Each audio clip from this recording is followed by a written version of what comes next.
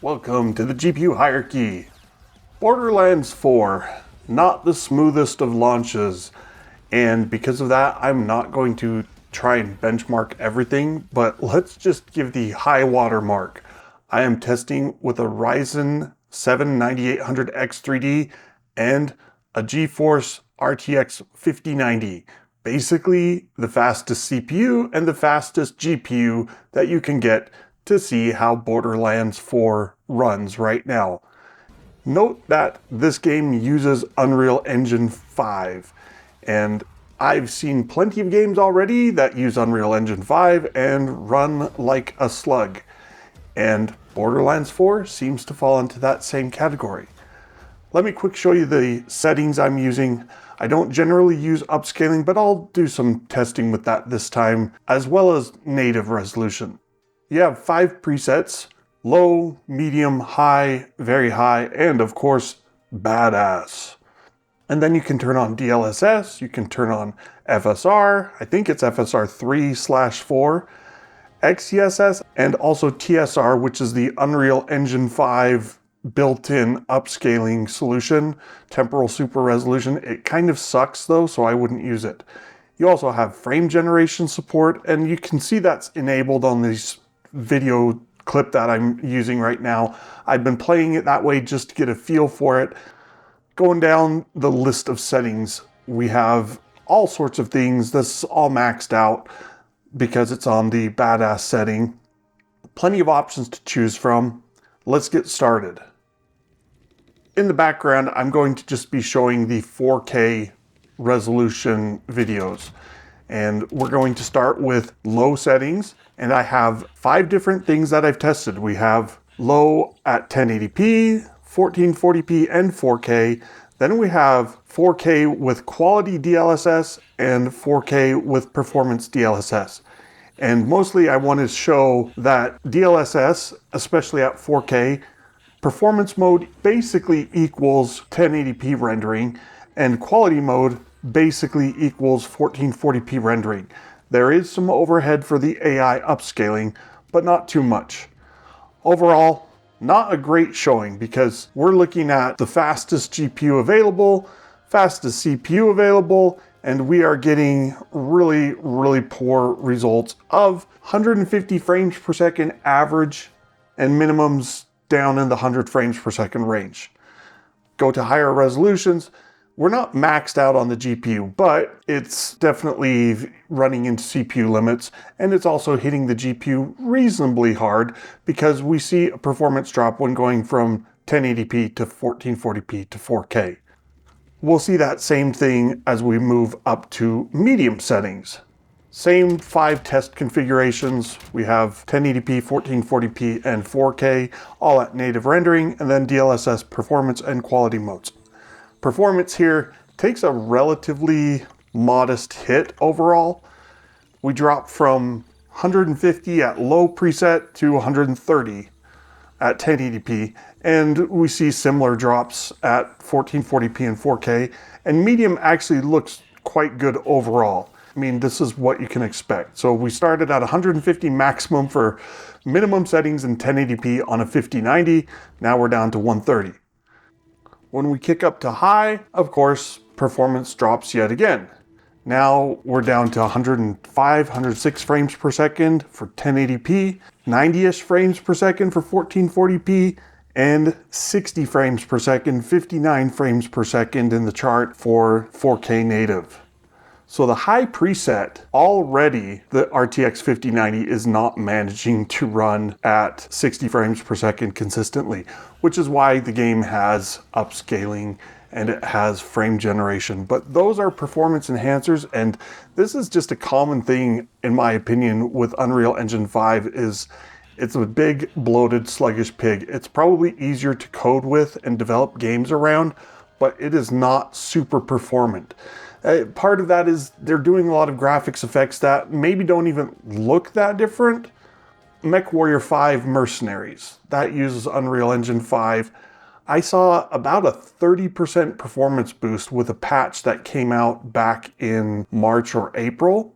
So kind of keep that in mind for Borderlands. Like, this is the launch performance, they could very well tune things and make it run quite a bit better. Something else I want to note here as we kick up to the very high preset is that the game has dynamic time of day, or at least changing time of day. I don't know if it goes in discrete increments offhand. There's also weather. So benchmarking it manually like I'm doing can be a bit of a mess, just because the time of day can change, the weather can change, and that can impact performance. All of my tests were basically run with clear weather during the day-ish, but that can be another variable to consider. Anyway, let's talk about the very high presets performance. We drop another 10-12% relative to the high preset. So now we're not getting even 100 frames per second at 1080p. We're down to 77 frames per second for 1440p and all the way down to 47 frames per second for 4K native. Notice again, DLSS Performance, it's only like 6% behind the native performance at 1080p because it's rendering in 1080p and using AI to upscale. A little bit of overhead, but when we go up to quality mode, 75 versus 77, I mean, if you have a 4K monitor, you can definitely play with DLSS enabled and it looks quite good, but I'm not going to run this on a ton of GPUs just now because I think performance is bound to change in the future. Last up for the presets, we have badass quality, where everything's maxed out, except I've turned off frame generation and upscaling. And I've seen some people saying, oh, those are the default. It does kind of, if you use the recommended setting, it does turn those on. But once you turn them off manually, then when you go through the presets, they do not turn them back on. So I wouldn't call that like default on. If I select badass or high or whatever, and it doesn't turn on DLSS, I would not say that that defaults to having it on. Performance down in the 42 frames per second range for 4K native.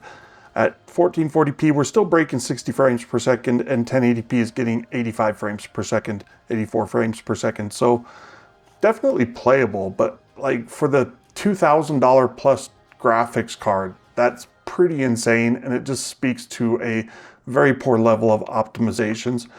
Let me show you the last thing here, and the last thing is going to be performance with frame generation enabled. So even with DLSS upscaling, like you can't get above the 1080p native performance that I was showing, but with frame generation you can. Kind of ignore the frame times in the top left. That's from the Riva Tuner Statistics Server, RTSS.